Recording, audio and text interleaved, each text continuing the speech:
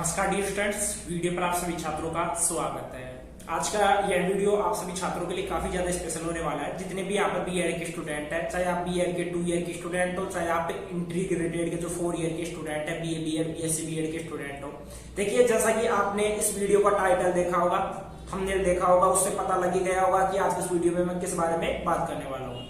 यानी कि जो आप पास होते हो, क्योंकि सभी छात्रों को एक तरीके से जिज्ञासा रहती है। अगर कोई स्टूडेंट जैसे 12th पास करने के बाद में बीएड करता है तो उसको सबसे पहले जिज्ञासा रहती है, या अपना जो एग्जाम है, एग्जाम देने से पहले उसको ये भी रहता है, या एग्जाम देने के जस्ट बाद में उसको ये रहता है कि जो पासिंग मार्क्स रहते हैं, जो पासिंग मार्क्स रहते हैं बीएड में, वो कितने रहते हैं। यानी कि कोई सब्जेक्ट जैसे 100 नंबर का है तो उसमें पासिंग मार्क्स कितने रहते हैं। कोई सब्जेक्ट का जो मार्क्स रहते हैं, जो मैक्सिमम मार्क्स रहते हैं, वो जैसे 80 रहते हैं तो उसमें पासिंग मार्क्स हमें कितने लाने होते हैं। कम से कम जो पासिंग मार्क्स रहते हैं वो कितने हमको लाने रहते हैं। साथ ही में कुछ ऐसी चीज भी यहाँ पर आपको मैं बताने वाला हूँ कि आप एक हाई स्कोर यानी अच्छा स्कोर कैसे कर सकते हो बीएड में। अगर जैसे कोई भी स्टूडेंट बीएड करता है, या कोई भी अगर बीएड में ओनली पास से ही उसको काम चल जाता है कि मुझे तो बस ओनली पास होना है और मुझे तो अपनी जो ग्रेजुएशन है वो कंप्लीट करनी है, तो सब कुछ पूरी डिटेल इसी वीडियो के माध्यम से आप सभी छात्रों को मैं क्लियर करने वाला हूँ। आप सभी छात्रों को पता है कि जो आपका एग्जाम पैटर्न रहता है वो आपका 100% रहता है। तो यहाँ पर बात करते हैं आपके बीएड के जो पासिंग मार्क्स रहते हैं, जो मिनिमम पासिंग मार्क्स रहते हैं, वो आपको कितने चाहिए होते हैं। देखिए, अगर आप बीएड के स्टूडेंट हैं तो आपके लिए काफी इंपॉर्टेंट है आज का यह वीडियो, और साथ में चैनल भी, इस चैनल को आप सब्सक्राइब करने के साथ में बेल आइकन को भी प्रेस कर लेना, जिससे कोई भी मैं नेक्स्ट वीडियो अपलोड करूँ बीएड से रिलेटेड, उसका नोटिफिकेशन सबसे पहले आपके पास पहुंच सके। ठीक है, अब बात करते हैं आपके पासिंग मार्क्स को लेकर। देखिए, ज्यादातर जो आपके पेपर होते हैं ना, ज्यादातर तो आपके 80 नंबर के होते हैं, यानी कि 80 नंबर के आपके ज्यादातर पेपर होते हैं। और जैसे 80 नंबर में आपको जो पासिंग मार्क्स चाहिए वो आपको चाहिए 32, यानी कि 32 या 33 आपको नंबर चाहिए होंगे पासिंग मार्क्स के लिए, अगर आपका 80 नंबर का आपका पेपर है तो। ठीक है, उसके बाद में कुछ आपके जैसे पर्यावरण जो एनवायरमेंटल के जो पेपर होते हैं उनको भी मैं बताऊंगा, आप टेंशन मत करिए। अगर आपका जैसे कुछ पेपर आपके जैसे 40 नंबर के भी रहते हैं। अब काफी छात्रों के कमेंट आएंगे, जैसे 40 नंबर का पेपर है तो उसमें जो पासिंग मार्क्स चाहिए मिनिमम वो कितने चाहिए होंगे। तो उसमें जो आपको पासिंग मार्क्स नंबर चाहिए होंगे वो आपको 16 से 70 यानी 16 या 17 नंबर आपको टोटल चाहिए होंगे पास होने के लिए। देखो, आपको एवरेज में बताऊं तो जैसे कि आप मान लीजिए 100 नंबर का आपका पेपर है तो उसमें कम से कम आपके 40 नंबर आने नेसेसरी है। अगर जब तक आपके 40 नंबर नहीं आएंगे तब तक आपको पास नहीं किया जाएगा, ये ध्यान में रखना। वो ऐसा भी हो जाता है कई बार, जैसे आपका 100 नंबर का पेपर है, वैसे मान लीजिए, ठीक है, मान लीजिए, और उसमें आपके जैसे 38 या 37 नंबर आ रहे हैं तो वहां पर 2 या 3 नंबर की ग्रिस भी लग जाती है। काफी बार ऐसा देखा गया है। ऐसी कुछ यूनिवर्सिटी होती है जिनमें ग्रिस के माध्यम से भी काफी छात्रों को पास कर दिया जाता है। ये चीज मैं आपको बेसिक नॉलेज के लिए बता रहा हूँ कि ऐसा भी आगे संभावित रहता है। ठीक है, तो इसलिए ये चीज मैं बता रहा हूँ कि आपको किसी तरीके से मैं गुमराह नहीं कर रहा। यहाँ पर आपको ये चीज इसलिए बता रहा हूँ कि आपके अगर बाई चांस रह जाते हैं तो आप एक तरीके से धैर्य रखना, आपको पास भी किया जा सकता है। ठीक है, अब क्या रहता है, काफी बार आपके जैसे 40 नंबर आपको वहां पर चाहिए होते हैं तो वहां पर आपके 50 नंबर भी कर देते हैं, क्योंकि कुछ इंटरनल वगैरह रहते हैं, इंटरनल जो एग्जाम रहते हैं उनके भी आपके 10 नंबर जोड़ दिए जाते हैं। जो आपके प्रैक्टिकल वगैरह रहते हैं उनके 10 नंबर जोड़ दिए जाते हैं, तो वहां पर आपका 50% भी कर दिया जाता है।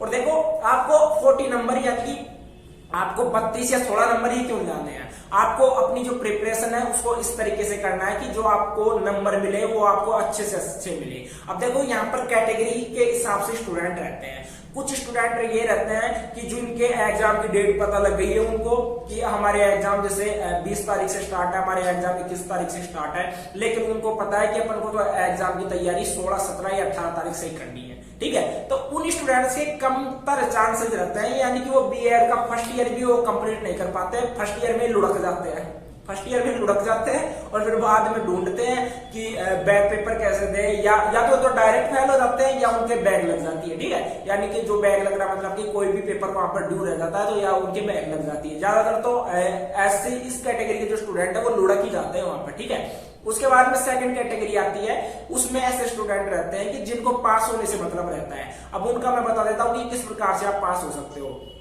कुछ स्टूडेंट ऐसे रहता है कि सर हमें तो बस ऐसा मटेरियल बता दीजिए कि हम तो उसको पढ़े और हम पास हो जाए, यानी कि अगर 40% आ रहा है तो हम उसमें 70% पढ़ ले तो उसमें से अपन 40% है वो तो हम अटेम्प्ट कर ही देंगे, तो हमें तो पास होने से मतलब है। तो ऐसे स्टूडेंट्स को मैं एक तरीके से गाइड करूंगा कि आप जो बैक ईयर के पेपर है, जितने भी आपके बीएड के बैक ईयर के पेपर है उनको पढ़िए। आप चाहे देखो किस भी यूनिवर्सिटी के स्टूडेंट हो, सभी के बैक ईयर के जो पेपर है वो आपको ऑनलाइन मिल जाते हैं, वेबसाइट से मिल जाते हैं या यूट्यूब चैनल से मिल जाते हैं, और इस यूट्यूब चैनल पर भी मैं आपके लिए अपलोड कर दूंगा, तो इसलिए आप इस चैनल को सब्सक्राइब जरूर कर लेना। और टेलीग्राम का लिंक मैंने डिस्क्रिप्शन बॉक्स में दे रखा है, क्योंकि जो पीडीएफ रहेगा पीडीएफ में टेलीग्राम पर ही सेंड करूंगा, तो टेलीग्राम को भी ज्वाइन कर लेना। उसका लिंक भी मैंने डिस्क्रिप्शन बॉक्स में दे रखा है, वो मैंने इसलिए दिया है कि आप सभी छात्रों की काफी ज्यादा हेल्प रहेगी, एक तरीके से हेल्प हो जाएगी टेलीग्राम के माध्यम से, ठीक है।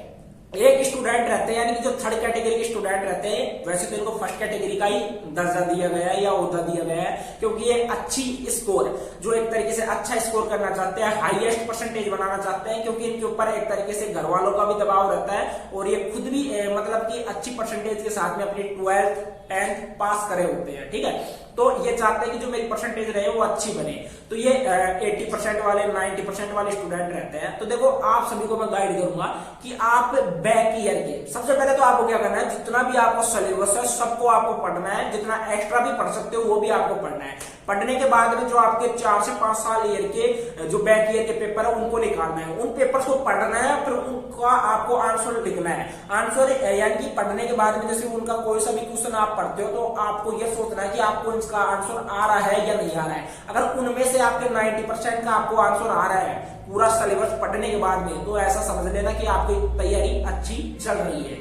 क्योंकि वो जो पेपर रहते हैं ना, जैसे 4 से 5 साल के पेपर यहाँ पर मैं बता रहा हूं, इन पेपर में पूरा ओवरऑल जो सिलेबस रहता है वो आ जाता है, पूरा ओवरऑल, ठीक है। यानी कि जितने भी जो इंपॉर्टेंट क्वेश्चन बनते हैं, देखो क्या होता है, हमेशा जो सिलेबस रहता है ना, यहाँ पर 10th 12th का ही नहीं, यहाँ पर कॉलेज का यूनिवर्सिटी का भी जो सिलेबस रहता है ना वो लिमिटेड रहता है, ठीक है। जो एग्जामिनर रहता है वो कहां से क्वेश्चन पूछ सकता है, वो उसी क्वेश्चन को बार बार या तो चेंज करके पूछ लेता है या उसको रिपीट करता है। रिपीट तो करता है लेकिन उसको चेंज करके पूछ लेता है। जैसे कि फॉर एग्जांपल जैसे कि यहाँ पर पूछ ले, जैसे हिस्ट्री का कोई क्वेश्चन हो गया, वैसे मैं बता रहा हूँ हिस्ट्री का कोई क्वेश्चन हो गया कि मुख्यमंत्री के जो नियम है उनका उल्लेख करें, फिर उसी क्वेश्चन को बदल कर पूछ लेता है कि मुख्यमंत्री के जो कार्य है उनका उल्लेख करें, ठीक है। उनको बदल कर पूछ लिया जाता है लेकिन क्वेश्चन वही सेम रहता है। तो उस चीज को आप सभी समझिए। बाकी जितने भी आपके बीएड के पेपर है वो अपलोड हो जाएंगे, चैनल को सब्सक्राइब कर लेना, और जितना भी है मैंने आपको क्लियर कर दिया है। आपको अप्रोक्स मान के चलना है कि अगर आपका 100 नंबर का पेपर आ रहा है तो उसका 40% निकाल लेना है, और 40% नंबर आपको चाहिए पास होने के लिए। तो आपको